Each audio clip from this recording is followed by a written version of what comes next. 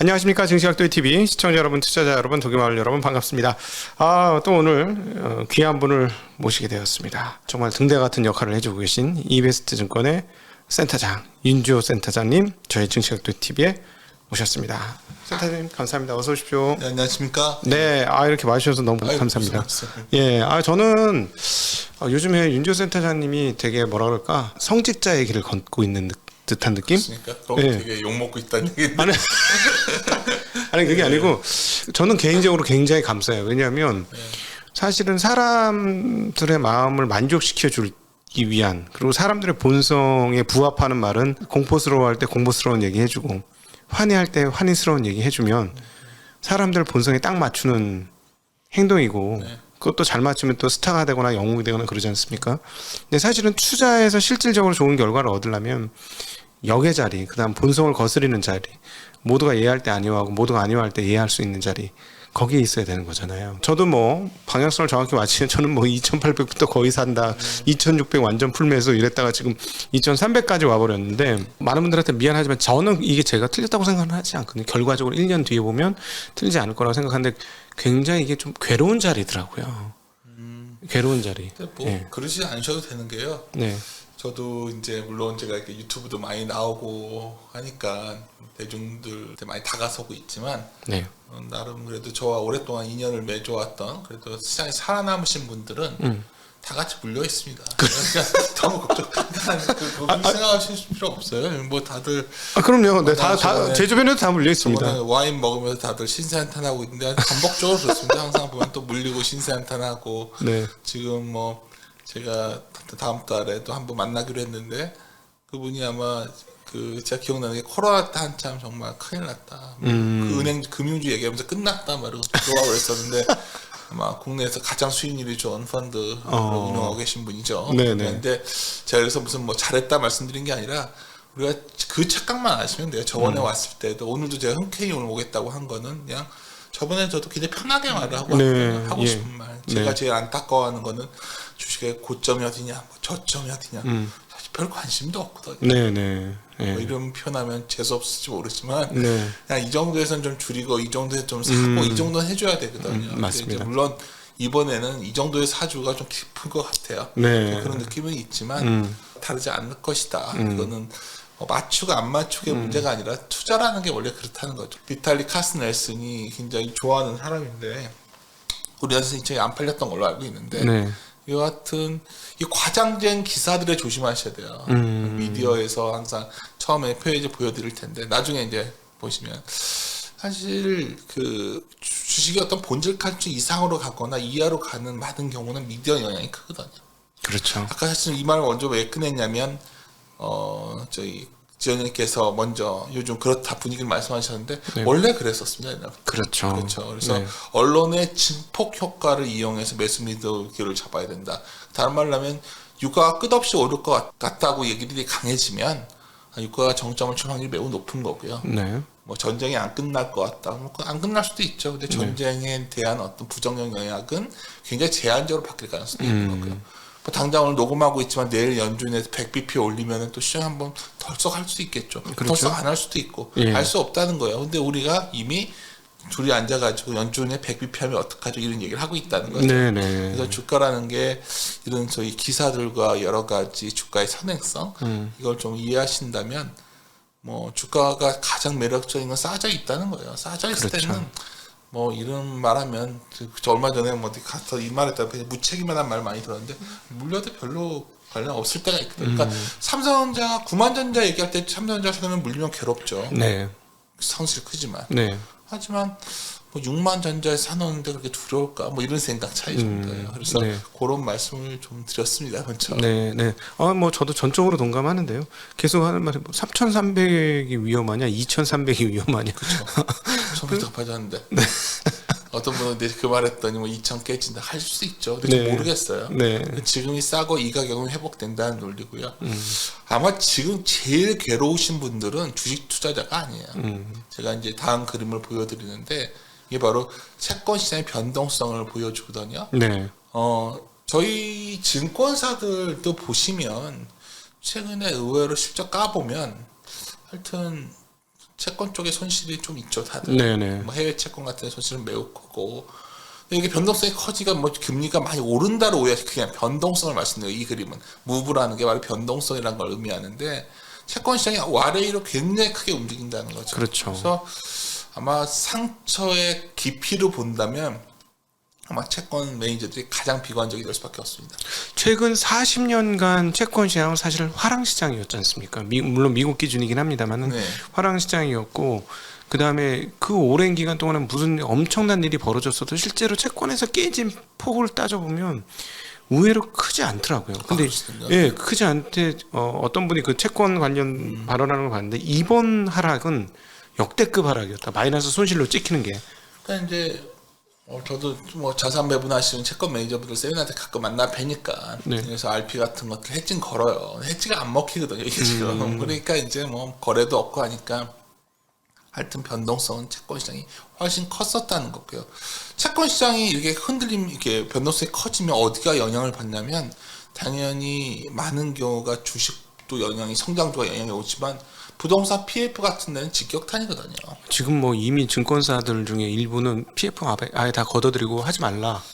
지시가 내려왔다는 그래서 얘기 이런 들리더라고요. 거죠. 뭐 대주당 구성 용어를 이해하시는 분들 알겠지만 하여튼 1차 구성도 안 되고 뭐 선순위도 모집이 안 되고 뭐 이런 고민들이 있는데 제가 요즘 이제 저도 그런 회의에 참석을 하고 뭐 세미나 때 맨날 앉아서 무슨 주식 오늘 내려요 이런 얘기 잘 안 합니다 서로들한테 이제 뭐 이런 상황을 자금 시장을 체크해 보면 그렇게까지 위험하지도 않아요. 그게 많은 사람들이 생각하시는 것보다 왜냐하면 최근에 이제 금융위원장님이나 금감원장님께서 굉장히 이 얘기를 한번 강조하니까 알아서 이제 이런 거죠. 캐피탈사들도 가만히 있고 그걸 사줘야 되는데 저축은행 관계자들도 가만히 있는 거예요. 그래서 맡긴 거지 뭐가 터진 게 없거든요. 근데 제일 많이 말씀하시는 게 대구 가봤어. 그러면 대구 가면 다 미분양이 천지고 거기는 인허가 많이 해줬으니까 좀 문제는 되겠지만 네. 뭐 전적으로 부동산이 완전 망가지고 뭐 이런 것도 너무 극단적인 것 같아요. 뭐 제가 부동산 전문가는 아니지만 여하튼 이 다음 그림 보여드렸던 건 채권 시장 변동성이 매우 컸기 때문에 더 사람들이 매크로하게 굉장히 무서운 가능성 시나리오를 얘기하고 있어요. 근데 이제 한번 보여드렸던 데가 또 업데이트하는 건데 지금 뭐 미국에서 무슨 그러니까 위기가 터져서 여기서 이제 막 정말 PBR로 0.6배 막 이렇게 가려면 뭐 망해야겠죠. 그렇죠. 신용 위기 같은 게 와야 되는 거죠. 그렇죠. 뭐 과거에 정말 위험한 적도 있었거든요. 네. 회사들이. 근데 뭐 은행들도 제일 문제가 뭐죠? 은행이 돈을 너무 많이 벌어서 문제잖아요. 지금. 네네. 그냥 부채가 터질 것이다 얘기하지만 뭐 그냥 우리나라 그렇다 치고 미국을 딱 보면 정크본드의 이게 만기 구조예요. 이 그림 보시면 만기 구조 딱 네. 보시면 하여튼 뭐 24년까지는 문제가 없어요 일단. 네. 그러니까 이게 이제 저부터 금융시장에 문제가 온다. 하이드 스프레드가 움직인다 얘기를 해요. 뭐. 예, 근데 예. 이제 최근에 이제 우리나라는 크레딧 물들이 좀 거래가 안 돼서 좀 문제는 있는데 네. 우리나라가 뭐 그게 좋다는 얘기는 그런 거 아니에요. 이렇게 말씀해 뭐가 좋냐 또 이러시니까. 근데 뭐 자금 시장에 좀 계신 분들은 느꼈겠지만 여하튼 뭐 이렇게까지 뭐가 망하고 이런 상황이 아니고 금융시장의 제도권에 안 계신 분들 얘기하다 보면 좀 가끔은 웃는 거죠. 저는 네, 이제 네. 왜 저런 말을 하지? 전혀 근거도 없는 얘기를 네, 하는 거죠. 네. 하여튼 뭐 그런 상황이다. 굉장히 낮은. 사실은 뭐 자본주의가 뭐 금융 위기가 올라면 시스템 위기가 와야 되고 시스템 위기가 올라면 한마디로 은행 위기고 은행 위기면 뭐 부채를 못 갚아갖고 망하는 기업들이 속출하는 거 이건데. 그러니까 이런 거예요. 쉽게 말해서 지금 뭐 위기가 온다. 많이 요구해요 저한테 이제 위기가 오면 어디가 올까요? 그러면 이제 제일 많이 했던 게 뭐죠? 중국의 기업 부채 문제. 네. 그림자 금 얘기하고 지금도 뭐 헝다가 어떻게 되고. 네네 맞아요. 왜 이렇게 안 망하죠 기업들이? 아니 지금 오면 왜 중국 얘기하면 제가 오늘 편하게 네. 저도 집에 가는 길에 있는 곳이니까 여기가 네. 왔는데 제가 얼마 전에도 어디 세미나 갔는데 뭐 중국이 위험하다 해서 아니 망하려면 예전에 이 망한 기업도 안 망하게 하는 판인데 사회주의 이과에서 그런 거예요. 네. 위안화가 대외에 의해서 약할 수가 없고 한국이 좀 문제가 있어요 가계부채가. 네. 근데 이제 정책 당국도 이제 굉장히 겁을 먹고 있죠. 네. 잘못 건드렸다가는 가계부채 터지면 어떻게 할 거예요? 네. 다른 말로 하면 그냥 막 죄일 수도 없는 거예요 지금. 그렇죠. 네. 그냥 뭐 우리도 미국처럼 자이언트 스텝 하기는 어려운 거죠. 뭐 금리를 뭐 어떤 분은 뭐 어디까지 간다 그러는데 채권 시장에 다 매니저들이 멘붕이니까 이러는 거지. 네. 제가 뭐 저희 채권 하시는 분한테 가끔 뭐 그렇게까지 금리 좀 하향 안정화 될 것이다. 이제 일본이 전 걱정이란 말을 많이 해요. 네. 왜냐하면 일본의 정책이 좀 독특하거든요. YCC라는 게 결국 0.25에 묶고 있는데 아니 그걸 묶다 보니까 그냥 글로벌 자금들이 아니 무조건 일본 국채 쇼치면 되거든요. 엔화가 결국 다른 말로 하면 일본 국채를 갖다가 계속해서 사주는 걸 아니까 엔화 약세 베팅들 다 하고 있는 거죠. 네. 알다시피 결국 아베 총리가 좀 이렇게 되셨고 아마 좀 그 정책도 후퇴하지 않을까 그런 원화가 강해질 것 같아요. 그러면 그래서 뭐 이런 것들 뭐 굳이 뭐 이렇게 요새 매크로 과잉이어서 뭐 너무도 관심이 많은데 뭐 그렇게 저도 모르고 세상에 아는 사람 제대로 없어요. 그러니까 너무 오버할 필요는 없는 거고 지금 중요한 게 뭐냐를 아셔야 돼. 지금 뭐가 중요하냐? 다음 그림이에요. 다음 그림이 뭐냐면 이제 요새 이제 다들 매크로도 공부하시니까 뭐 코어가 얼마고 헤드라인 얼마고 그러는데 이제 이런 거죠. 원래 물가는 CPI는 헤드라인 보는 거예요. 네, 그냥 일반적인 CPI 그렇죠. 우리가 그냥 바로 듣는. 이게 워낙 유가 영향이 커가지고 70년대 그러니까 코어를 본 거죠. 그래서 이제 코어에 들어가는 게 농산물 가격과 유가 빠진 거잖아요. 코어는 그게 빠진 거잖아요. 그러니까 사실 미국에서 이제 파웰이 그 말 한 거죠. 저는 자기 헤드라인 보겠다. 너무 당연하잖아요. 그러니까 장바구니 물가가 심하면 곡물가에 관련이 높고. 휘발유가 미국 매우 중요하거든요. 그러니까 그런 거에 관련된 물가를 보겠다. 왜? 지지율이 안 좋으니까. 뭐 그거예요. 지금 뭐 이게 뭐 이 다이버전시가 어쩌고저쩌고 뭐 북한이 아는 척할 때는 복잡하게 얘기하지만 하여튼 유가를 잡아야겠구나. 모든 건 유가를 잡아야겠다. 지금 곡물 가격이나 유가를 잡아야겠다.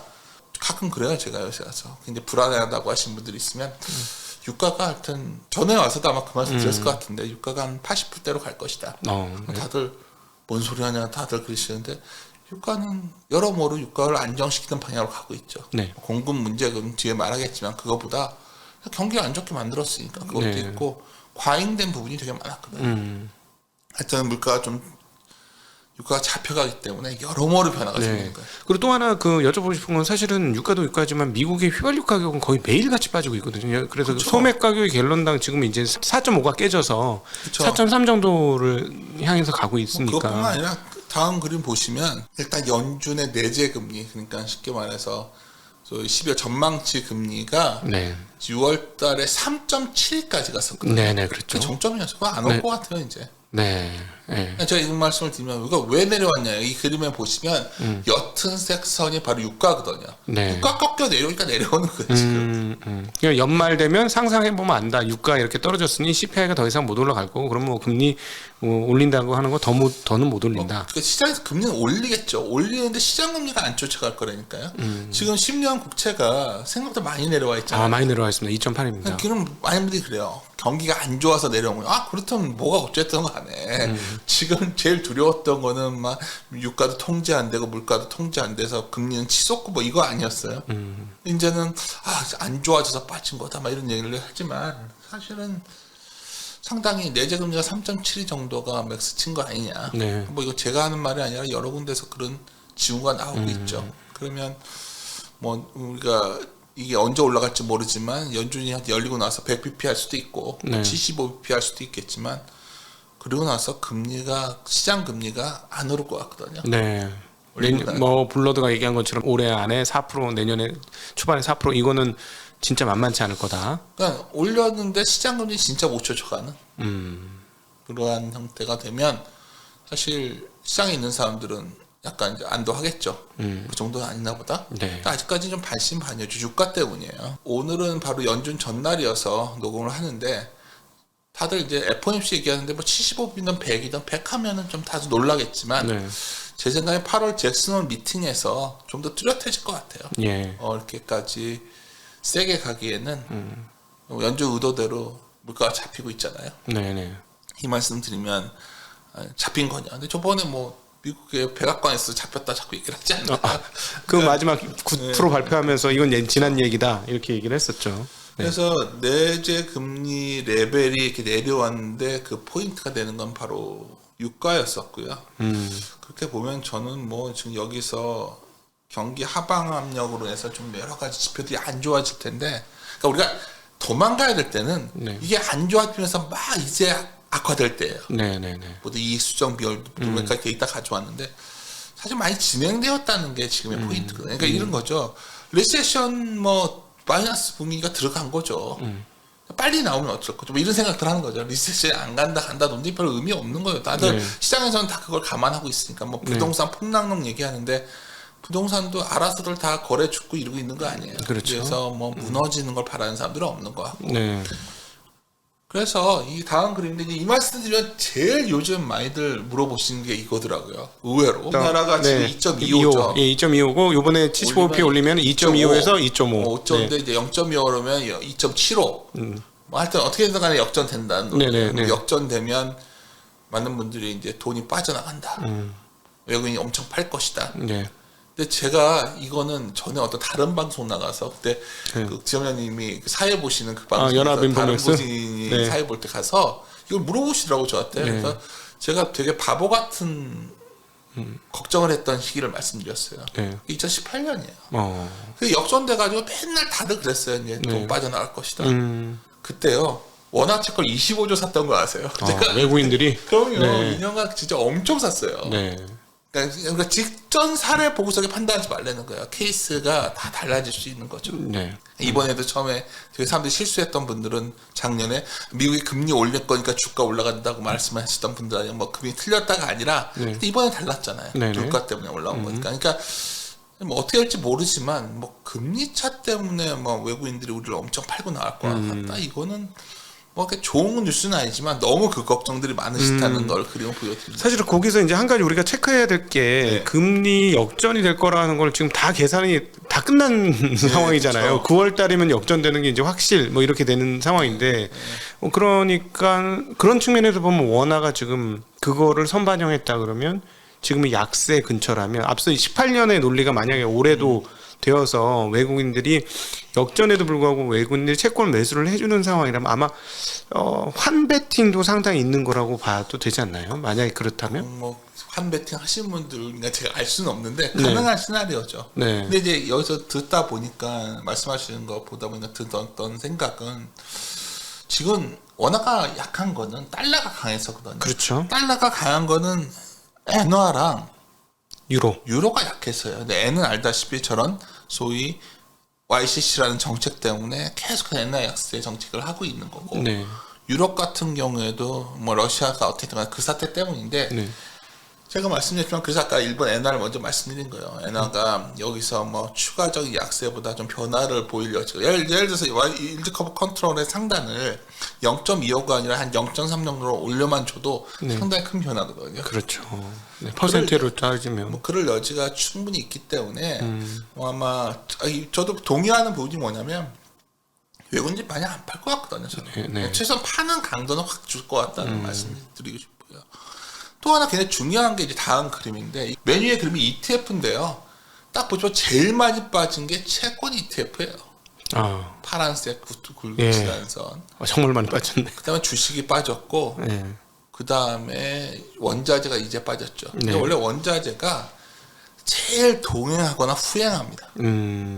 이거는 정말 그 트레이딩 하는 사람들에서는 불문율이에요. 네. 그래서 레이트 쌓기 그래 보통 움직이거든요. 그래서 원자재가 정점을 치는 순간 네. 저는 뭐 경기가 안 좋아진 게 확인된 거고 동행이나 후행이니까 네. 진행이 돼가고 있는 거예요 이미. 그러네요. 경기가 나빠지기 시작한 거. 그렇죠. 그리고 사실 뭐 이번 한 주 동안에 지금 발표되는 모든 지표가 2주간에 진짜 훅훅 떨어지죠. 제조업 지수건 뭐건 뭐. 그렇죠. 그래서 이제 어떤 분은 경기 이렇게 안 좋아지면 이제 큰일 났다 하겠지만 제가 계속 강조하는 건 여기서 좀 차이들이 있을 수 있을 텐데 저는 이게 의도한 거라는 거죠. 네, 그렇죠. 의도한 연준의 금리 인상이니까. 물가를 잡기 위해서 방법은 알고 있거든요.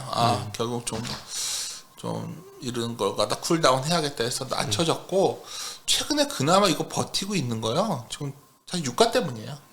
나머지는 그냥 부러졌어요. 그러니까 CPI가 버티고 있는 거는 다른 거는 다른 거 상황 보면 더 부러졌어야 되는데 그나마 유가가 지금 $90 선에서 놀고 있기 때문에 버티는 거다. 그렇죠. 네. 그래서 특히 커머더티 쪽 투자들 하시는 분들은 조심하셔야 된다. 그냥 후행적인 성향이 강하기 때문에 그래서 제가 보기에는 그 원자재가 정점을 찾자는 논리는 다른 말로 하면 여러 가지의 다양한 경우의 수가 나오기 시작하는 거예요. 네. 물가도 잡히겠지만 투자자 입장이라면 훨씬 매력적인 구간이 열리는 겁니다. 근데 하나 여기서 이제 궁금해서 한번 여쭤보고 싶은 게 뭐냐면 그럼에도 불구하고 지금 기대 인플레이션이 살아 있으니까 네. 여기서 금리를 연준이 너무 쉽게 완화적 스탠스. 안 가죠. 그러니까 예를 들어 금리를 올리는 폭을 갑자기 9월달에 50bp가 아니고 25p 하면서 네, 네. 두 번만 25p 하고 끝나 뭐 이렇게 만약에 한다던가 이러면 기대 인플레이션이 다시 올라오게 되면 나중에는 정말 걷잡을 수 없는 상황들이 벌어지니까 그렇게 할 가능성 크지 않겠죠. 당분간 계속 저는 긴축 얘기할 것 같아요. 네. 시장이 안 믿는 거죠 이제.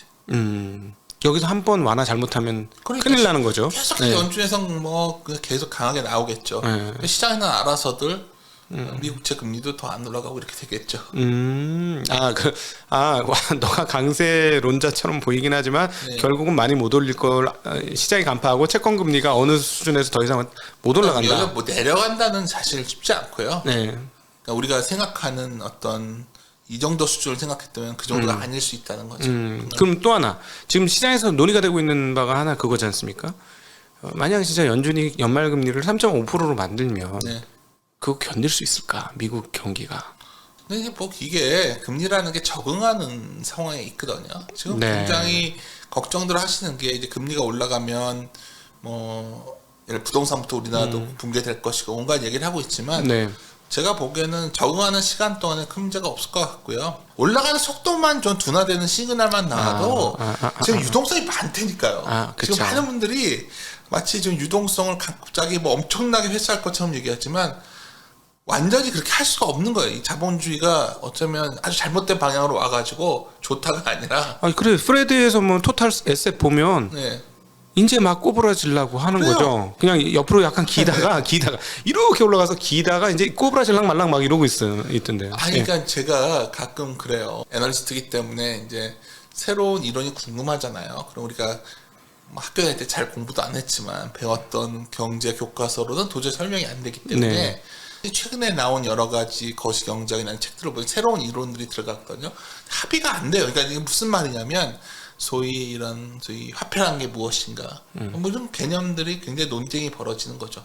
이 상황을 후행적으로 아카데미에 설명을 해줘야 되니까. 네. 그리고 신용이 화폐냐, 우리 얼마 전에 MMT도 막 유행했잖아요. 네. 근데 이게 이 밑에 깔린 생각은 뭐냐면 이 돈을 회수할 수가 없어서 그런 거예요. 제가 보기에는.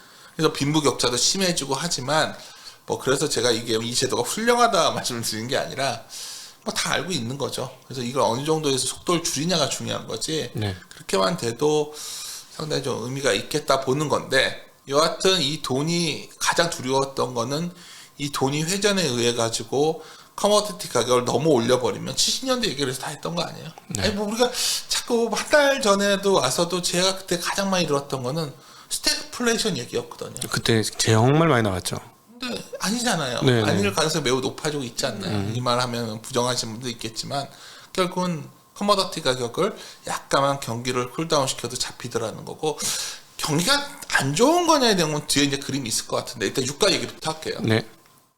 사실 이거는 저희 당사 리서치의 우리 커머더티 담당자가 참 열심히 하는 친구예요. 근데 이제 프랑스의 대통령 마크롱이 증산 여력 없다 그 말했더니 막 그게 아니다고 얘가 이제 한참 설명을 해주더라고요. 네.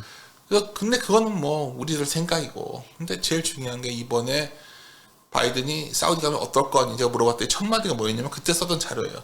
이번에 안보 회담이기 때문에 증산 얘기는 없을 것 없이 떠있더라고요. 네. 사우디가 제일 두려워하는 거는 왕정이고 독재 국가이기 때문에 누군가 보호해줘야 되는데 미국이 자꾸 안 하려고 하니까 그렇죠. 그 안정장치가 우선이라는 거예요. 그렇죠. 그래서 당시에도 여러 가지 이란 때문에 문제가 됐을 때도 사우디에 가서 미사일 배치해주고 뭐 이런 얘기하고 왔더니 그 다음 오페크가 9월이었는데 오페크에서 증산을 하고 알아서. 쪽팔리게 그렇지. 제가 그 말이 맞는 것 같은 게 다바이드 왔다고 그럼 그래 올려줄게 이건 웃기잖아요. 그렇죠. 그래서 요번에 실패했냐 안 했냐의 기준은 바이든이 가서 사우디를 군사적으로 안전장치를 줬냐가 중요한데 안 줄 가능성도 있었거든요. 네, 맞아요. 이란하고 예. 사실은 그렇게 말씀하시는 거 보면 이제 따져 보면 이란 될 듯 안 됐잖아요. 이번에 드디어 이란이 그 핵 협정에 해서 복원됐냐 복구를 하냐 그 세계 질서로 계속 그 얘기했는데 들뜻 그러면서 뭐 이란이 너무 무리한 요구를 한다 뭐 이러면서 안 해주는 건 사실 따지고 보면 사우디를 건드리기 위한 지렛대로 사우디가 이란을 제일 무서워할 거 아닙니까 세계적으로 무서워하죠. 예. 다른 민족이고 뭐 네. 정치학적으로 정치 뭐 얘기를 해보면 사우디는 하여튼 빈살만이라는 그 왕세자가 어떻게든 그 수많은 왕자들과의 경쟁 속에서 자기가 이제 이게 된 거잖아요. 그렇죠. 뭐 말하자면 긴데 하여튼 이분이 미국에 강력하게 욕을 했었고 바이든은 너무너무 싫어한다고 하더라고요. 너무너무 싫어한다고 그동안의 발언들이 보면 너무너무 싫어합니다 가서 진짜 이분 안전보장 다 해주고 왔거든요. 그러면 9월달에 오펙 플러스에서 증산할 수 있는 여력이 나올 겁니다. 그거는 뭐 다음 그림 보시면 증산 여력이 있냐 없냐는 딱 보시면 느끼겠지만 재정 환율도 그렇고 뭐 충분히 가능한 수량이 있어요. 그래서 이제 제가 봤을 때는 9월쯤이면 유가가 상당히 안정화돼 있을 거다가 저희들 주장이 이베스트의 주장. 네. 그 전에 주가는 더 움직인다. 아마 그때쯤 되면 유가가 상당히 안정화되는 것을 호재로도 얘기 많이 할 것 같은데 네. 그거를 사실 한 6월, 7월서부터 준비해서 들어갔어야 된다. 포트폴리오 재편이 있었어야 된다는 거죠. 네네. 정유주 같은 것보다는 사실 좀 바뀌었어야 되는 거죠. 네네네. 쉽게 네. 말해서 정제 마진도 쉽게 바뀔 수 있는 상황이었고 네. 뭐 이거는 약간 포트폴리오에 관한 거지만 여하튼 이거 아까 이제 저희님 말씀 지적하신 것처럼 유가가 꺾이면 기대 인플레이션이 내려오는 겁니다. 네. 결국 우리가 잡고자 하는 거는 물가라는 게 두려운 거는 소위 기대 인플레이션 때문이잖아요. 근데 이거를 너무 유가해서 좀 죄송한데 네. 사실은 뭐 저 말씀하셨던 헤드라인 CPI에 이렇게 9%까지 올라간 막대한 영향을 따져 보면 집값 빼면 다 유가더라고요. 유가 맞습니다. 관련이니까. 네. 그러니까 어쩔 때 보면 이제 우리가 이제 여의도에 있는 사람들이 영어를 잘 못하다가 네. 이제 저희 에너지 탐명도 이제 무슨 파이낸스 타임즈라 이런 거를 자기 돈 내고 구독을 하더라고요. 구독을 안 해줬더니 제가 미안한. 위기에 몰리면은 하게 되죠. 옛날부터 꽤 오랫동안 네. 봐요. 이 친구가 최강 이코노미스트라고. 가끔 이제 이렇게 보면 또 다르거든요 느낌이.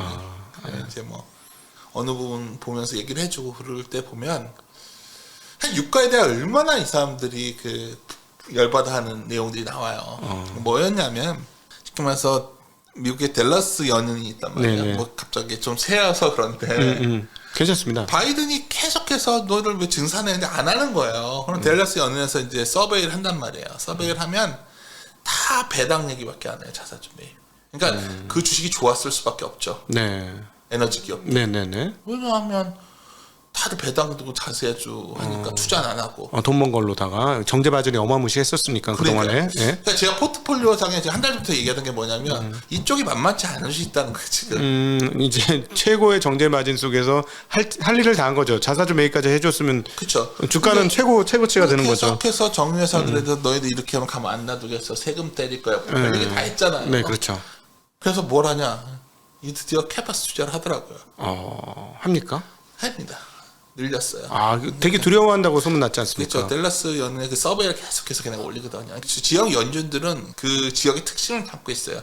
누가 알듯이 뉴욕 연은은 금융의 중심지니까 네. 뉴욕 연은이 가장 중요하게 보는 거고 우리가 뭐 필라델피아 같은 경우에도 보고 뭐 샌프란시스코 연은은 여러 가지 서부를 다 관할하니까 뭐 여러 가지가 있잖아요. 댈러스 연은도 그냥 그런 면에서 보면 그냥 이럴 때 중요한데 하여튼 뭐 그런 얘기들이 많더니 아니나 다르게 유가가 꺾이더라고. 맨날 똑같이 우리가 기사를 보고 있으니까 걔네들도 얘기하고 카페 앉아가지고 쟤들 왜 저래 정부 왜 저래 하다가 이거 좀 포지션 좀 줄여야겠다 뭐 이랬을 것 같아요. 그렇죠. 증산 곧 뜰 거야 하면 투자자들이 가만히 있을 수가 없죠. 이건 다른 말로 하면 아까 제가 연준의 12월 내재 금리가 3.7을 고점 쳤다는 얘기는 다들 성장주 쓰레기라고 할 때 성장주가 돌 수도 있는 거였어요. 그러니까 제가 이거를 갑자기 하니까 생각이 난 건데 내재 금리가 요쪽 이게 짙은 색 파란색 선인데 사실 6월에 3.7이었거든요. 네. 이게 할인율의 정점 아니었을까요? 네. 그때 한번 하루 3.7 몇을 찍었었죠. 네, 3.7입니다. 네네. 그러니까 저희도 보면 그때부터 더 간다고들 했지만 그걸 못 넘고 있거든요 지금. 네. 그럼 제가 봤을 때는 이게 금리를 이번 주에 올려도 이게 안 치고 나가는 분위기 나오면 그럼 성장주 중에서 밸류에이션이 고밸류 주식들 다 던져야 된다고 했는데 뜬금없이 그런 것들이 버틸 수도 있는 거예요. 그러면 이번에 지금 말씀하신 거 들어보니까 이게 되게 중요하겠네요. 이번에 7월 달에 FOMC 금리 인상이 결정되고 나서 내재 금리가 꺾이느냐 안 꺾이냐 봐야 되겠네요. 보세요. 7월에 FOMC가 75p 인상 확률이 한 80% 넘어요 지금. 내일 나올 텐데. 네. 100bp 울트라 스텝이라는 단어는 처음 들어봤어요. 네. 한 단어가 많아가지고 울트라 스텝이 뭐 지금 현재 한 19.5%예요. 네. 누가 그러더라고 울트라 스텝 하면 어떡하냐. 그래서 제가 오늘도 똑같은 질문 받았어요. 울트라 스텝 하면 그날 하루 이틀 난리치고 나서 바로 미국 금리 빠질 것이다. 그럴 수 있죠. 네. 이렇게 생각하시면 돼요. 지금 빵에서 2.5까지 왔잖아요. 이번에 올리면 네네. 빵에서 2.5 왔어요. 많이 올리면 3.5에 100bp 남은 거예요. 그렇죠. 이제 올릴 여력이 없다. 100bp 남았잖아요. 100bp. 네, 그러니까 올릴 사람들이 그래 다음에 그래. 여기서 100bp를 올려버리면 그러면 점점 주는 거죠. 75가 아니라 하면 2.75가 될 거고 그럼 겨우 75bp 남는 거예요. 무슨 말인지 알겠습니다. 그러니까 연준이 휘두를 수 있는 펀치의 양이 이제 얼마 안 남았다를 시장이 인식할 것이다. 이미 다 인식한 거죠. 너무 당연하지 않아요? 네. 지금 이번에 올리면 100bp 남아서 100bp. 제가 우스갯소리로 친한 분들한테 얘기할 때는 뭐가 겁나냐고 100bp밖에 안 남았는데 네. 위에서 3이나 3.5가 보일 때는 0.5일 때는 300bp가 보이니 정말 어느 세월에 가나 했는데 갑자기 이렇게 진행이 돼버린 거예요. 그래서 유가 꺾이냐 기대 인플레도 꺾이지만 여러 가지 시장이 굉장히 빠르게 움직이고 있는데 놀라울 정도로 지금 우리 시장에서는 이런 변화에 대해서 너무나 이제 평가절하하는 분위기죠. 네, 네. 뭐 전 긍정론자, 비관론자 이런 얘기 되게 싫어하거든요. 네네. 저는 코미디 같아요 그런 거는. 그냥 지금 주식 해볼 만한 때냐 아니면 좀 조심할 때냐. 그러니까 네. 제가 제일 좋아하는 말이 그냥 종말론자가 되거나 그냥 좀 그런 거 제일 싫고 그냥 순환론자가 돼야 되거든요. 예. 투자를 하는 건 순환되니까. 네. 그러니까 싸졌을 때는 물려서 사면 되고요. 네. 비싸졌을 때는 좀 아쉽지만 팔면은 돈을 벌어요. 네. 제가 주위에 본 지금 제가 29에 들어와서 지금 50대 중반을 넘었는데 네. 살아남은 사람은 다 그런 사람들밖에 안 보이거든 저는. 아니 대부분 저도 사실 그렇게 그러면 너무 보면 건방지나 또 실수. 아니 보면 자꾸 이제 저점을 잡아가지고 딱 저점 그 타이밍을 잡으시는 분이 저점에 왔을 때 주식을 살 수 있느냐는 거죠.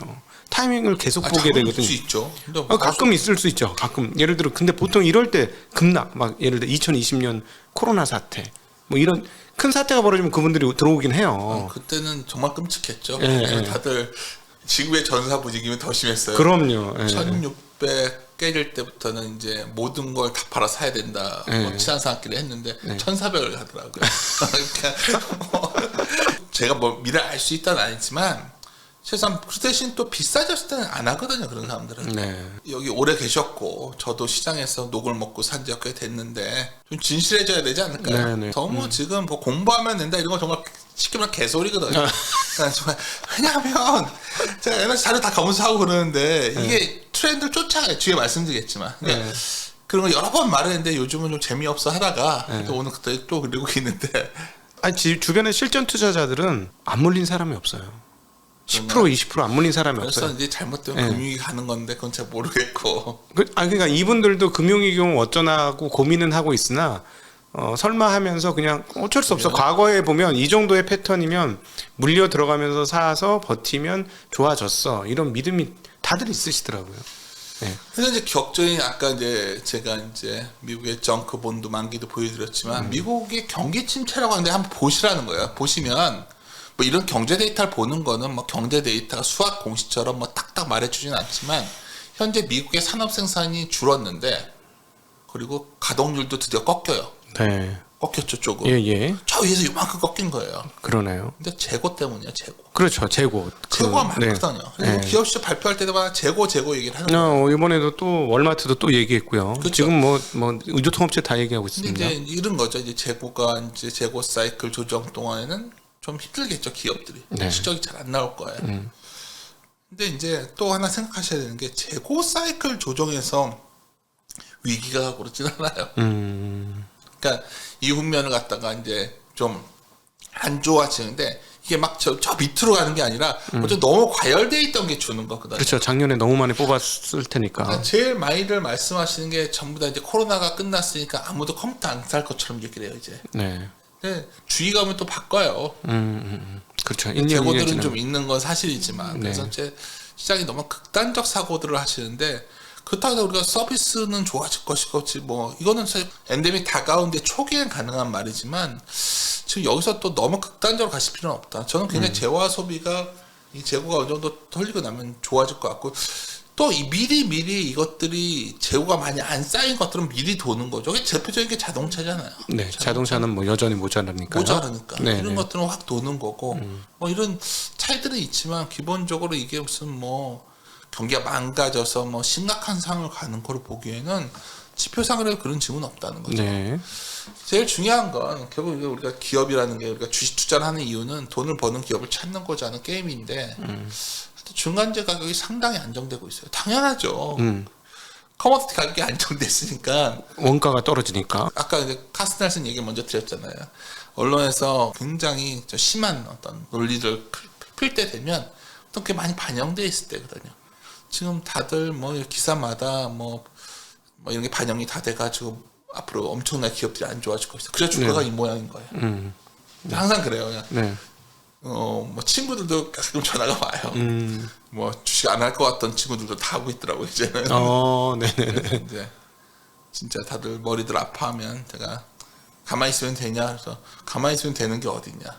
그러면 물어보면 뭐 정말 가만히 있어서는 안 되는 종목들도 갖고 있는 게 있더라고요. 그렇겠죠. 그런 건 다 정리하라 그러고 뭐 잘은 모르지만 아무튼 그런 좋은 기업이 굉장히 리즈너블한 프라이스에 와 있는 것들을 특히 이 비용이 전가 가능한 것들 이런 것들을 포트폴리오 재편하고 기다리시면 네네. 상당히 괜찮을 것 같거든 저는. 근데 네. 이제 사실은 음식료 같은 경우는 지금 곡물 가격이 하늘같이 치솟았다 다 내려갔어요. 미국 소맥 같은 그렇죠. 경우는. 근데 음식료도 딱 생각해 보시라고. 음식료를 딱 하면 제가 최근에 저희 주니어가 데뷔를 했는데 롯데 칠성이 바이콜 했어요. 저희 롯데 네. 칠성. 예를 들어서 뭐가 좋아지나 보면 롯데 칠성은 이런 거죠. 맥주 가격들 다들 딴 데는 정가했는데 얘는 아직 안 올렸단 말이에요. 네. 그리고 요새 펩시 뭐죠 제로 콜라 네, 뭐 제로 이쪽 콜라. 시장에서 굉장히 점유율이 높아지고 있고 뭐 이런 것들도 있고 아까 말씀드렸던 원재료가 안정되면 그것도 네. 있고 또 다 새로운 소주를 출시한다고 하더라고요. 그러니까 제 말은 음식료가 좋은데 거기서 뭘 더 좋은 게 뭘까 찾는 게임이라는 거죠. 그렇죠. 지금 그래서 쉽게 말해서 긴축 부담으로 인한 시장 변동성에 집착하는 사람들은 기회가 안 보일 거예요. 네. 근데 결국은 어떻게 차별화 장세라고 생각하는 순간 사실 시장 주도권을 가진 대형주 쪽에서 기회가 많이 보여요. 최근에 보면 상대 강도로 보면 대형주가 더 강한 이유는 잘 보시면 교섭력이 있는 회사들이에요. 네. 중소형주 아무리 밸류 싸도 교섭력이 없는 회사는 쉽지 않은 거예요. 지금. 네네. 그래서 그거는 뭐 좀 더 들어가서 할 얘기인데 여하튼 해볼만 하다는 거죠. 액티브 장세라는 거죠. 네. 그럼 이 그림이 어떻게 보면 제가 얼마 전에 이제 한 달에 한 번씩 기고하는 이코노미 조선에 기고할 때 보여줬던 그림이에요. 가장 핵심적인 그림 하나만 꼭 넣기 때문에 거기에 넣었는데 위에 그림 보시면 외국인들이 팔렸죠. 많은 분들이 그래요. 외국인들 매도가 언제 멈추냐. 뭐 과거 잘 모르겠어요. 근데 네. 과거 시기열 데이터를 보면 무역 수지가 적자가 좀 멈추는 속도가 소위 감소폭이 줄어들 때 돌아섰다는 거죠. 네. 그럼 이제 무역 수지 적자가 굉장히 4개월 연속 이루고 있는데 네. 근데 다가서고 있는 느낌은 좀 있거든요. 유가가 떨어지면 한국이야 뭐 무역 수지 바로 뒤집어지겠죠. 아주 포인트입니다. 네네. 우리나라 무역 적자가 왜 나왔냐 보면 유가 때문이었어요. 네. 그럼 아래 보시다시피 유가가 꺾이면 이거는 돌아선다는 거죠. 그러면 드디어 이게 돌아서면 외국인들은 살 거라는 거예요. 우리가 네. 무역 수지가 돌아서면 보통 원화는 다시 강해져요. 네. 뭐 이렇게 말하면 이렇게 단정적이냐 그랬는데 항상 그랬어요. 굉장히 중요한 말씀을 해주셨습니다. 지금 저희 채널에서는 원화 강사 언제 되느냐 그것만 손꼽아서 기다리고 있는데, 네, 근데 결국 무역 수지인데 유가 꺾이면 무역 수지가 결국 돌아서는 거거든요. 그렇게 되면 결국 순이익률이 돌아선다는 얘기가 돼요. 네, 그래서 이것들이 다 연동되어 있는 것들이 결국 유가라는 건데, 그러니까 굉장히 중요한 변화가 얼마 전에 있었던 거예요. 유가가 네, 어제 매일 아침에 확인하는 건 이거예요. 어제 유가가 많이 올랐다고 막 어떤 기사가 나와요 오늘. 96불이더라고요. 네, 그렇죠. WTI 기준으로. 네, 네. 원래 150불 간다고 그러지 않았었어요. 그러니까 어느 날 이제 주가 다시 뭐 급 반등 해가지고 90불 이렇게 나오면 빠져 있는 거겠죠. 네, 그런 현상이 나오고 있으면 사실 그때 내가 주식을 어느 정도 늘려놓지 않은 사람들은 그때 가서야 아마 또 무역 수지가 좋아져서 사야 된다. 뭐 이런 얘기를 할 거예요. 그러니까 제가 자꾸 말씀드리는 건 뭐냐면 여의도 사람들이 이제 뭐 이거 유튜브 채널 같은데 좀 나간 걸 꺼려하게 된 이유가 보면 좀 저희들은 이렇게 뭐 시차를 두고서 하는 말들을 많이 하는데 네. 막 수학 공식 같은 걸 많이 원하시는 것 같아요. 네. 근데 만약 그런 걸 원하시는 분이라면 이건 굉장히 간단하지만 우리 시장에서 잘 통용되는 어떤 우리 사고들입니다. 그래서 유가가 꺾이면 이런 변화가 있을 수 있다는 거고요. 또 하나 시장에서 이제 뭐 마켓 브레스라고 해놨지만 그냥 빠진 종목이 많아요 지금 아직도. 너무 많죠. 그러니까 한국 시장은 너무 많아요, 진짜. 이게 많이 주가가 빠져 있는 지수가 빠져 있는 것보다 마켓 브레스 아주 뭐 대단한 개념이 아니고요. 네. 우리 기술적 지표 다 보잖아요. 네. 그러니까 200일선 밑에 있는 종목이 이렇게 많아졌다는 거예요. 아, 이게 200일선 이게 마켓 브레스라는 게 200일선 밑으로 빠진 종목이 비율이 얼마나 많이 높은가? 보거든요. 왜냐하면 200일선은 좀 그래도 나름대로 버텨주는. 근데 뭐 안 좋게 보는 분들은 이제 이렇게 되니까 뭐 대세 하락이라 얘기할 수도 있겠지만 그렇게 보기보다 일단 아까 말씀드렸던 여러 개 펀드멘탈한 상황은 그 정도가 아닌데 네. 이렇게 많이 빠져 있다면 네. 뭔가 좀 많이 반영돼 있지 않을까? 200일선이면 52주 신저가네요. 쉽게 얘기하면. 정확히 하셨어요. 예. 미국에 보면 책 중에 그 보시면 52주 신저가 매매 기법이라는 거 있어요. 네. 좋은 기업이 한 52주 신저가 왔을 때 사면 네. 먹는다는 거죠. 네네네. 그것도 방법 중에 하나예요. 네네. 그랬을 때 이제 우리가 펀드멘탈 악화 정도를 볼 때 이익 수정 비율이 뭐냐면 추정치가 올라간 것과 내려간 것의 비율이거든요. 네. 애널리스트들의 전망치, 네, 제가 이익 전망치 그 얘기 말씀하셨죠? 많이 말했었어요. 근데 이 그림이 되게 중요한데 이게 최근에 드디어 급격하게 내려오기 시작했어요. 제가 작년에 좀 굉장히 고민했던 부분이었는데 전체적으로 무역 수지가 좀 안 좋아짐에도 불구하고 이익이 너무 높게들 그러니까 안 내려오는 거예요. 그러니까 내가 이게 뭔가 내가 또 근데 또 이번에 느낀 거지만 참 반복되더라 이런 것들이 따라 내려오는 거죠. 지금 되면 뭐 엄청 안 좋은 얘기 많이 나오잖아요. 어느 업종은 이래서 안 좋고 저 업종은 저래서 안 좋고. 근데 보통 이런 이익 수정 비율이 맨날 보면 우리나라 거예요. 네. 글로벌 경기에 연동됩니다. 뭐 너무 당연하잖아요. 제가 뭐 경제학자도 아니고 근데 글로벌 경기를 어떻게 볼 거냐, 뭐 GDP 같은 거 보면 너무 늦잖아요. 그래서 이제 우리가 많이 보는 게 선행지수인데 선행지수 중에서 선행지수의 각 나라 거를 다 모아놓아서 그걸 전월차만 계속 더해주는 게 있어요. 38개국을 갖고 하는데 그게 OECD 디퓨전 인덱스라는 거예요. 근데 이제 이게 여기 그림 보면 옅은 선에서 저기까지 내려와 있어요. 그러니까 더 내려가겠죠. 네. 한 2분기 정도 한 올 연말까지 이게 더 내려갈 것 같아요. 네. 근데 이제부터 이제 고민이에요. 이게 내려가다가 어느 순간서부터는 추정치가 내려가도 주가가 안 빠지기 시작해요. 선반영에서 다 빠졌을 테니까. 그쵸. 네. 그냥 뒤에 그림을 또 보여드릴 거예요. 왜 이 그림을 제가 보여드리냐면 보통 포워드 EPS가 꺾여 내려와도 주가 돌았을 때가 있어요. 그건 이 수정 비율이 많이 내려와 있을 때 많이 내려와 있잖아요. 사실은 작년도에 한국 올해 이익 전망치를 220조, 230조 보지 않았습니까? 그렇죠. 근데 지금 제가 최근에 들은 말로는 제가 잘못 들었나 생각했는데 뭐 170조, 160조 얘기를 하던데요.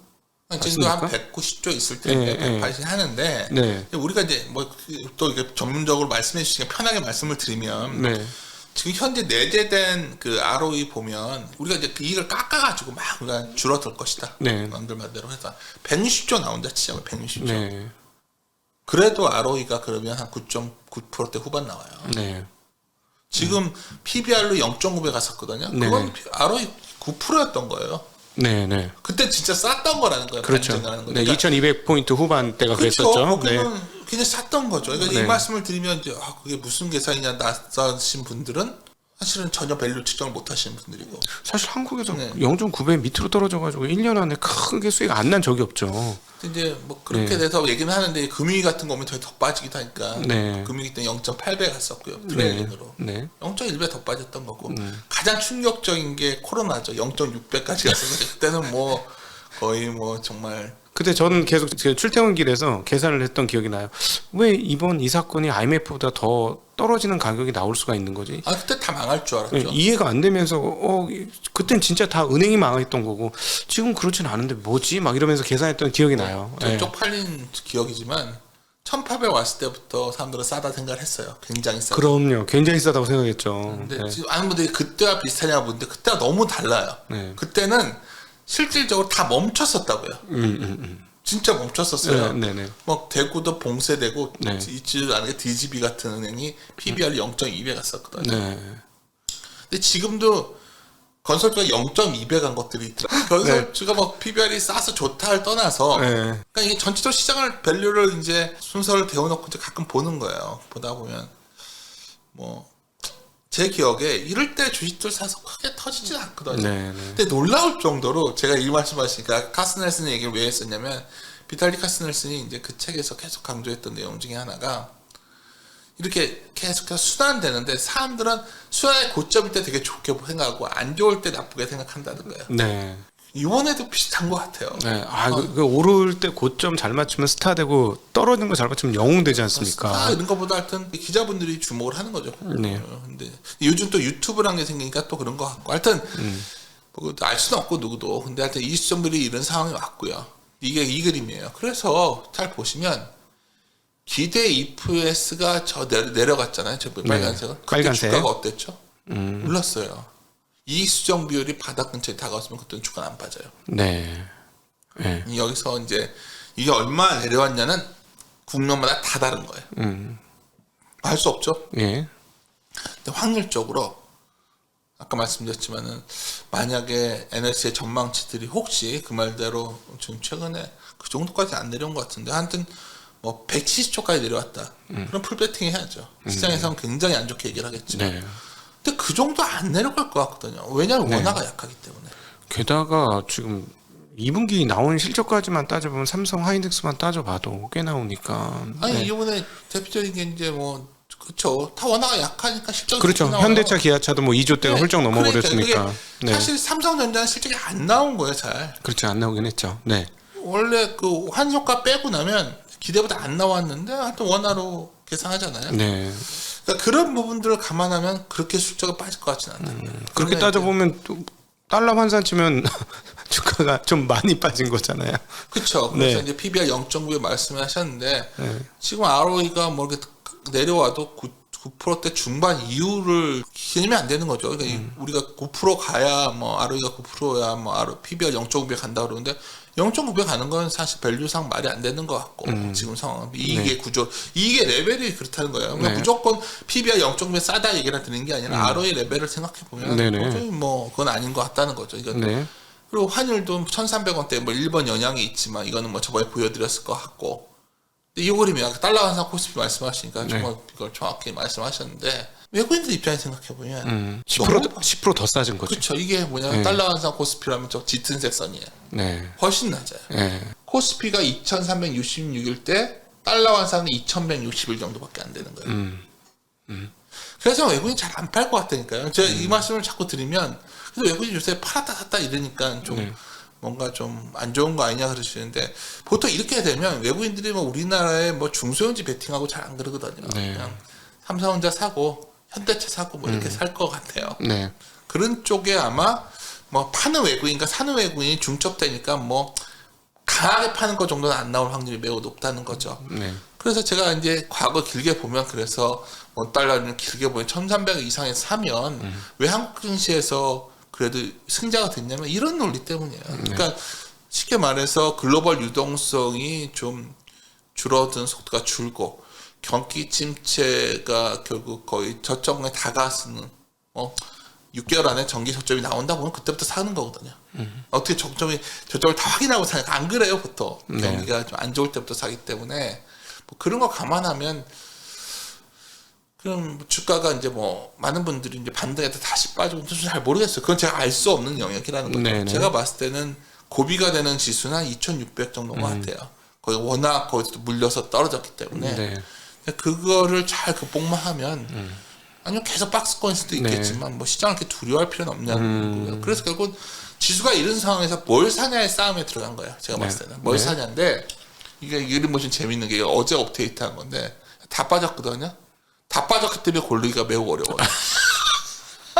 다 빠져서 모든 업종이 다 빠져서? 다 좋아 보일 거예요 아마. 문제는 네. 그러니까 여기서 포트폴리오 싸움이 들어간 게 뭐냐면 이것저것 다 오를 것 같지가 않아서요. 그게 어려운 거예요. 네네. 시장이 왜 어렵냐면 네.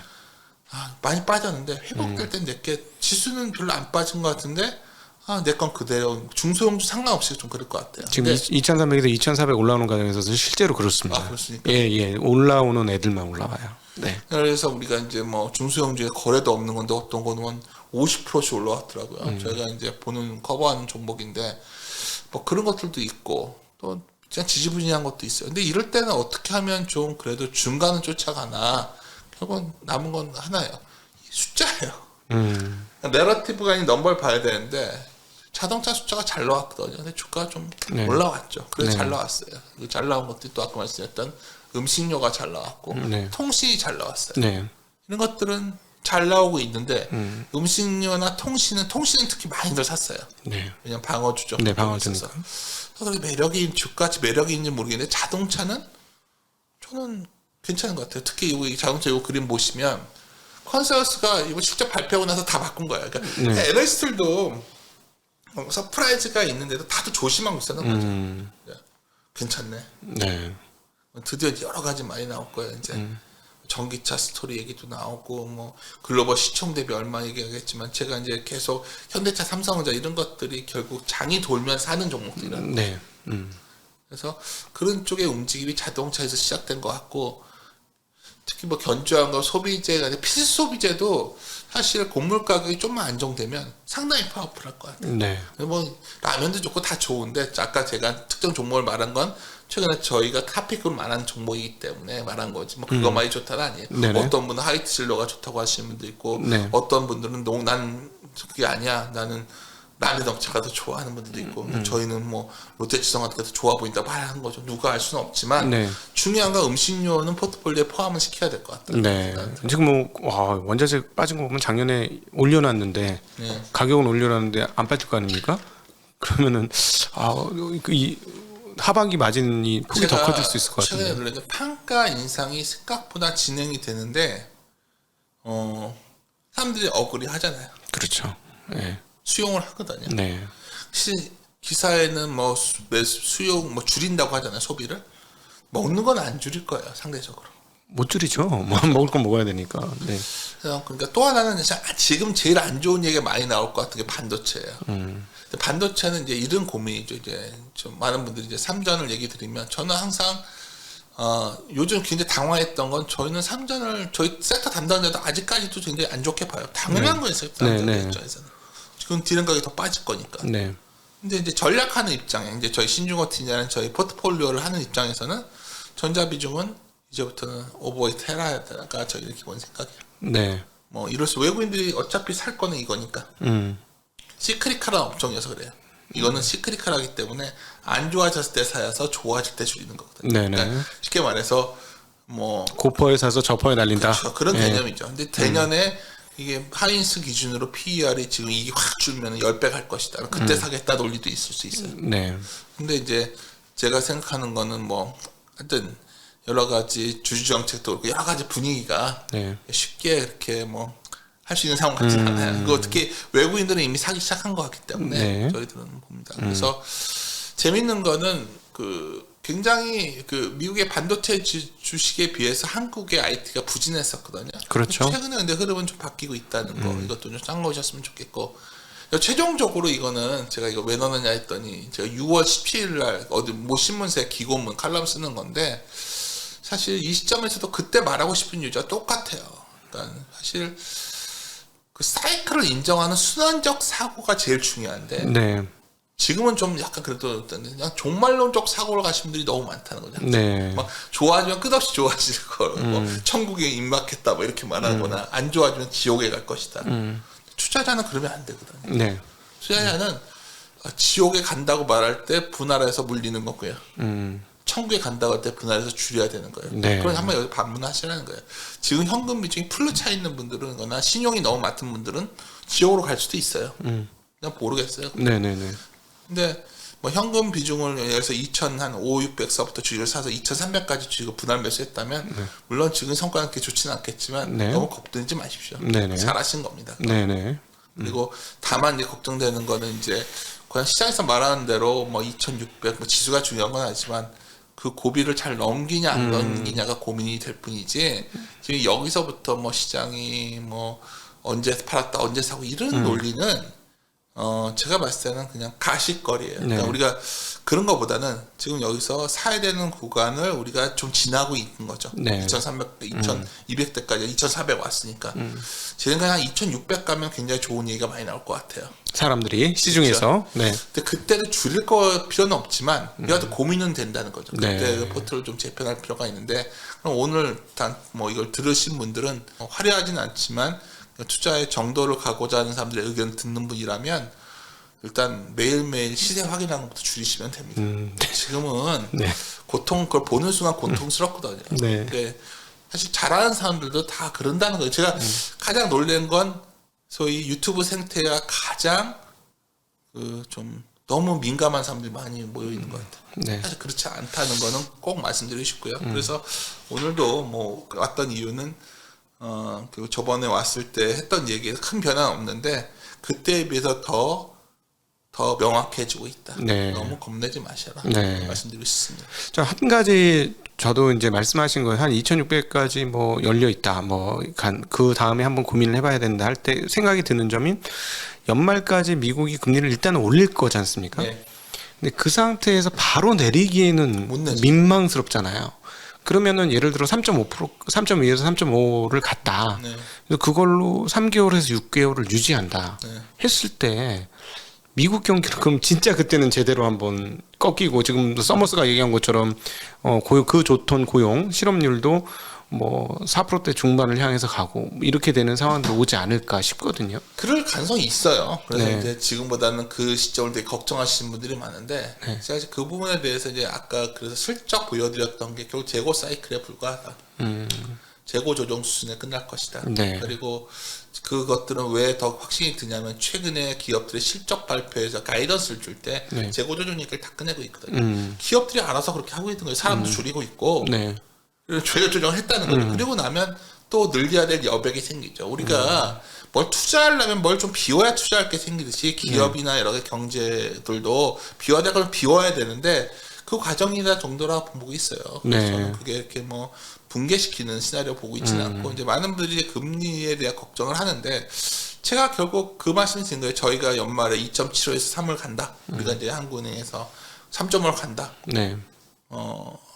과연 그 금리가 물가를 감안했을 때 그렇게 경제에 타격을 줄 정도의 금리인가? 한번 봐야 된다는 거죠. 사실은 지나봐야 알게 될 포인트 네. 중에 하나가 사람들이 그동안의 잠재 성장률이나 미국의 경제 체력이나 이런 것들을 감안해 보면 미국이 3% 이상의 기준금리를 도대체 견딜 재간이 있겠느냐. 못 견딘다. 그 채권 하시는 분들이 또 이런 얘기를 강하게 하는데 제일 비관적이죠. 예, 그렇기 때문에 결국은 미국 경기는 꺾일 것이다라고 얘기하는데 저는 오히려 뭐 그래 오케이 그건 받아들여. 근데 한 가지 애매모호한 거는 연준이 그렇게 금리를 올리고 나서 그 다음부터 다음 달부터는 다시 금리를 내릴 거예요 할 수는 없을 거니까 그럼 한 6개월 정도는 이렇게 뽑아주다가 그 다음에 경기가 진짜 꺾이면 그때는 오히려 내릴 수도 있어요 뉘앙스를 줄 텐데 그 뉘앙스를 주는 순간 뭐 주식은 랠리를 뽑겠죠. 뭐 더 이상 볼 것도 없는데 딱 그 금리를 내리지 못하는 그 기간 동안에 애매모호한 상황들이 펼쳐지지 않을까 하는 생각이 드는 거죠. 그렇게도 생각하시면 몇 년간 박스권일 수 있어요.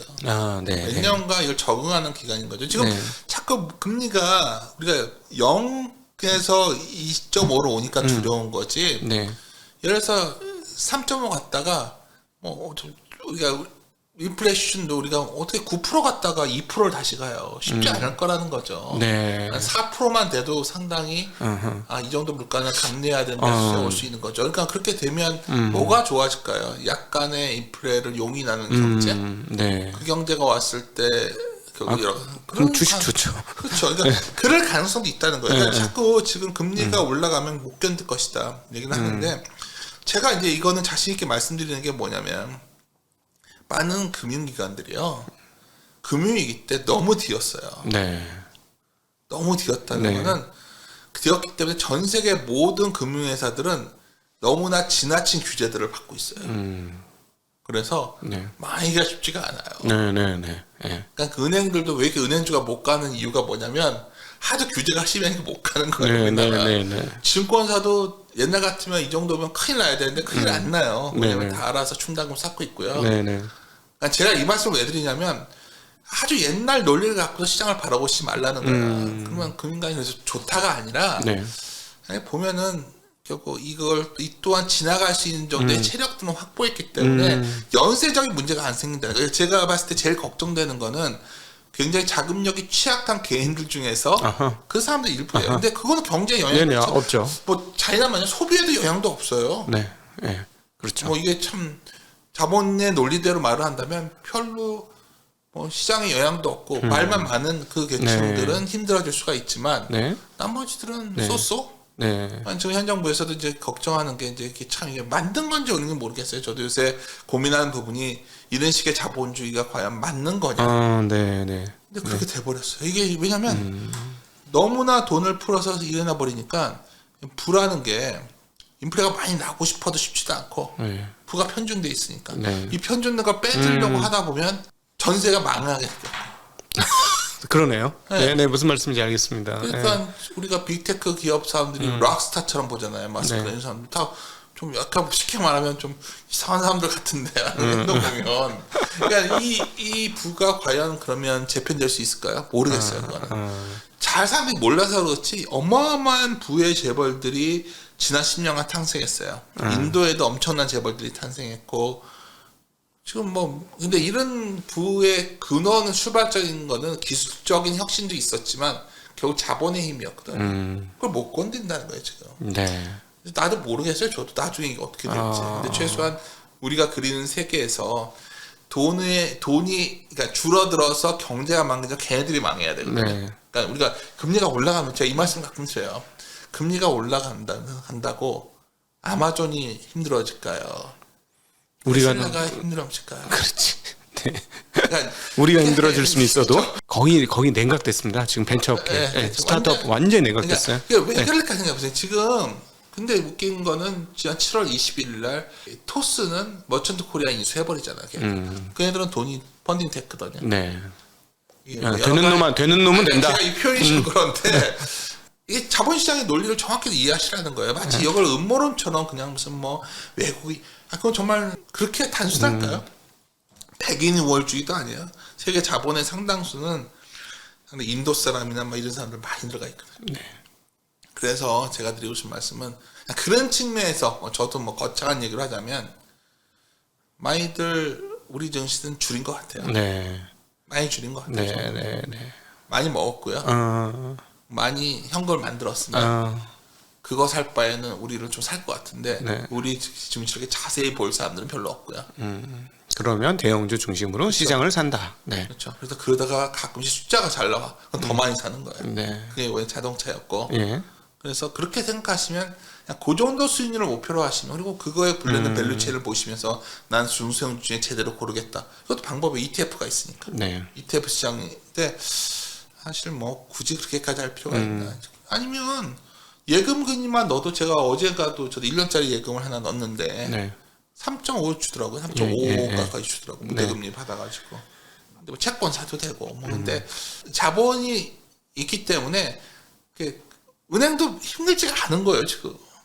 얘네만 지금 뭐 빵빵 나오고 지금 아유, 역대 신금투도 나쁘지 않아요. 신한금융 3반기 최대 실적입니다. 그러니까 제가 이거 이렇게 말하면 좀 욕먹을 얘기지만 수수료 때문에만 먹는 게 아니에요. 네. 지금 잘 보시면 이런 딜들도 잘 이렇게 쌓고 하는 게 우리만 이런 게 아니라 그냥 규제 정책 때문에 이런 거예요.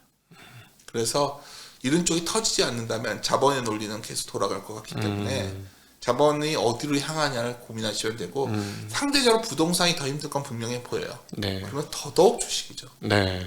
네. 네. 그럼 마지막으로 하나만 네. 질문 더 드릴게요. 40년간 채권 강세장이 이루어져서 네. 채권 하시는 분들이 자꾸 침체 얘기를 하고 디플레 얘기를 하시는데 앞서 말씀하신 대로 총 유동성 양을 갑자기 줄이지 않는다면 이 유동성이 어디 딴 데 가지 않는다면 그동안 뉴노멀이라고 했는데 또 새로운 뉴노멀 즉 금리와 인플레이션이 지난 40년과는 다른 특별히 지난 WTO 체제 중국 등장 이후의 그 디플레 환경과 다른 뭐 잠잠한 인플레 상황으로 바뀔 수 있다는 것도 생각하고 감안해야 할지 너무 당연한 게 디플레이션의 근본 원인은 중국과 소련이 세계 경제에 들어오면서 디플레이션을 수출해줬기 때문이에요. 싼 에너지와 싼 노동력. 그렇죠. 근데 네. 갈라섰잖아요. 나도 먹고 살만 하니까. 그래서 완만한 인플레이션 시대로 가는 거예요. 그러니까 70년대 인플레이션 시대로 가는 게 아니라 어느 정도의 인플레를 용인하는 시대로 가는 거고. 왜냐 그럴 수밖에 없는 게 중국도 지금 현재 뭐 자기들이 디플레 수출할 수 있는 여력이 안 돼요. 우리가 싸게 생산할 수도 없고. 네. 그래서 제가 보기에는 지난 40, 그러니까 이런 그림 그려놓기 제일 예쁜 그림이 뭐냐면 지난 40년간 물가 올라 금리 올라왔다가 금리 내려와서 다시 올라간다 그러면 좋잖아요. 네. 세상이 그렇게 쉽지가 않더라고요. 그렇죠. 그때 많이 올라가다 많이 내려왔는데 지금 중간만 올라가고 계속 왔다 갔다 하는 걸 수도 있는 거예요. 근데 분명한 거는 그때와 뭐가 달라진 거냐. 과거에는 통화라는 개념이 많이 달랐어요. 지금과. 네. 그러니까 우리가 통화라는 것은 원래 법상으로 보면 물권이에요. 물권. 재산권이냐 재산권. 내가 배타적으로 소유할 수 있는 권리. 근데 신용이라는 화폐 체제가 된 거는 굉장히 색다른 변화예요. 이건 제가 주장하는 게 아니라 여러 가지 학자들이 이 신용이라는 개념으로 되는 순간 확장성이 너무 커져버린 거예요. 아, 통화라는 물리적 한계를 뚫어버리고. 그렇죠. 네. 그러니까 쉽게 말해서 우리가 재산권을 행사한다. 이 권리라는 개념으로 가는 순간 이게 이제 무적인 성격에서 어떤 관계 간의 거래의 성격으로 네네. 바뀌기 때문에 확장성이 너무 커진 거죠. 네. 우리가 지난 금융위 때 한번 경험했잖아요. 네. 결국은. 근데 지금도 그게 작동이 되고 있는 거예요. 특히 이번처럼 결국 연준이라는 곳이 원래 단기채 정도 사주는 곳이었는데 뭐 자기들이 별거 다 사줬잖아요. 네네. 일본도 뭐. 근데 이런 것들이 이미 저지른 거예요. 이 과거처럼 그러니까 제가 뭐 세미나때 이 말해서 누가 되게 막 형 비유는 그런 건 피하세요 했는데 이거는 지금 변한 거예요. 경제가 하여튼 표현 여기서 쓸 수 없는 표현이라서 네네네. 하여튼 이게 오염된 거죠. 네. 못 돌아간다니까요. 무슨 말씀인지 알겠습니다. 네. 네. 근데 그거가 못 돌아가기 때문에 사실 돈이 안 돌아와서 인플레가 안 난 거거든요. 화폐 유통 속도가 그렇죠. 안 돌아와서 인플레가 안 났는데 네. 왜 안 도냐?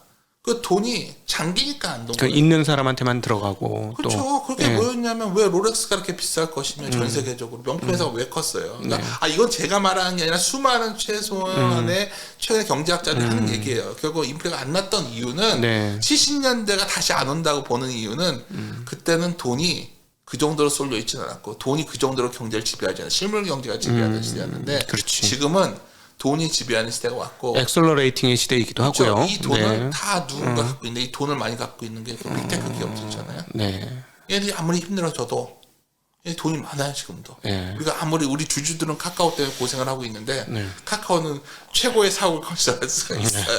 네. 그러니까 제가 표현이 좀 거친 표현이나 하실지 모르지만 똑같이 역사는 반복되지 않습니다. 마크 트웨인이 했던 것처럼 네. 역사는 동일하게 반복되지 않는데 좀 라임이 좀 비슷하다 그러는데 결국은 라임은 약간 인플레가 나는 방향을 갖고 있지만 그런 인플레가 나기에는 부의 편중이 너무 심하고 네. 인플레이션 형태도 너무 달라요. 예. 이번에는 유가 그냥 건디가 바로 잡히잖아요. 그때는 유가가 통제가 안 됐던 거예요. 7배가 올랐어요 유가가. 네. 70년대는. 네. 그래서 그냥 제가 뭐 제주얼로 강하게 한 것 같지만 여튼 제가 드리고 싶은 말 요지는 주식시장은 여러 금융시장이 움직이는 틈새에서 돌아가는 작동되는 하나의 부속이에요. 워렌 버핏 스타일로 우리가 자기 투자에 좋은 기업을 발견해 투자하면 되지만 한국 주식에서 놓쳐서야 안 되는 건 한국 증시는 굉장히 이런 환경에 따라서 소위 사이클을 탄다. 순환론적인 상호가 굉장히 강한 나라라는 거죠. 미국처럼 뭐 내수 비중이 높고 그런 식이 아니기 때문에 그런 것만 좀 감안하시면 그런 측면에서 본다면은 얼마 전에 PBR 0.9배에 접근했던 그 시기는 매우 큰 기회였다고 보고 있고요. 네. 사람들이 그때 굉장히 비관적 시각이 확산될 때 그래서 워렌 버핏이 뭐 주주선에 했던 말 중에서 제가 지난해 어디 유튜브 가서 했던 첫 문장이 그거였는데 결국 워렌 버핏이 이 말을 했잖아요. 자기는 비관적인 시기에 투자한다. 네. 투자한다는 거 그때. 왜? 비관론을 좋아해서가 아니라 비관론이 주는 가격이 좋아서 투자한다. 네. 정말 명언이거든요. 네. 네. 비관론을 누가 좋아해요? 그렇죠. 네. 사람들이 비관적일 때 내가 좋은 기업을 더 합리적 주가에 살 수 있기 때문에 그게 기회가 좋은 거거든요. 근데 제가 자신 있게 말씀드릴 수 있는 거는 한 달 전이 훨씬 더 좋은 기회였었고요. 네. 지금도 아직은 기회라고 생각합니다. 네. 아, 오늘도 또 해안 넘치는 말씀 그리고 또 우리 주린이를 아끼는 말씀. 뭐 그런 거보다 그냥 네. 너무 말이 좀 제가 아니요. 거친가요? 전혀 제가 보기에는 좀 이렇게 통쾌하게 좀 얘기 좀 다들 겁먹고 있잖아요 지금. 얘기해줘야 될 사람들 다 겁먹고 얘기 안 하고 있거든요. 그런가요? 그리고 또 한두 번씩 욕 먹고 나면은 이제 입을 닫게 되고 또 뭐 얘기하던 분들도 뭐 그런 분위기인데 저는 이게 지금 결국 이런 표식들이 나중에 드러날 거라고 생각을 합니다. 그래서 그런 측면에서 저희는 굉장히 감사하게 생각하고요. 그리고 지금 말씀하신 거는 이제 단기적으로는 지금 얘기를 했고 올해 연말과 내년 상반기의 상황들은 또 한번 그때 가서 점검은 하긴 해봐야 되는 상황. 그렇죠. 너무 네. 물가가 내려가도 안 돼요. 네. 제가 봤을 때는 네네.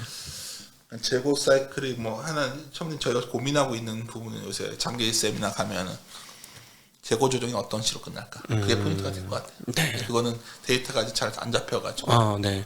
예, 그게 그러면 지수가 한 2,600 정도 오면 한번 점검하실 수 있을 텐데 그때 한번 또 한번. 제가 계속 말씀드린 거는 네. 뭐 너무 낙관론인지 모르지만 그때 가서 생각하잖아요. 네네. 지금 뭐 여기서부터 뭐 얼마가 한다고 뭐 무슨 의미가 있냐. 그러니까 그렇게 생각합니다 저는. 네 맞습니다. 네. 오늘 이 만나 뵐수록 점점 좋아지는 것 같습니다. 우리 이베스트 쪽의 윤주호 센터장님과 함께 현재 시장 상황과 그리고 비관론이 만연한 상황에서 과연 우리는 어떤 태도로 투자를 해야 되는지 그리고 어떤 영역을 지켜봐야 되는지 그리고 핵심적으로 봐야 될 포인트, 원자재 이런 흐름들은 어떻게 될 것인지에 대해서 아주 다양한 다층적인 측면에서 살펴보았습니다. 오늘 귀한 말씀 전해주셔서 너무 감사합니다. 이 시간 함께해 주신 모든 시청자분들께 감사드리고 함께 인사드리도록 하겠습니다. 인사드리겠습니다. 고맙습니다. 고맙습니다.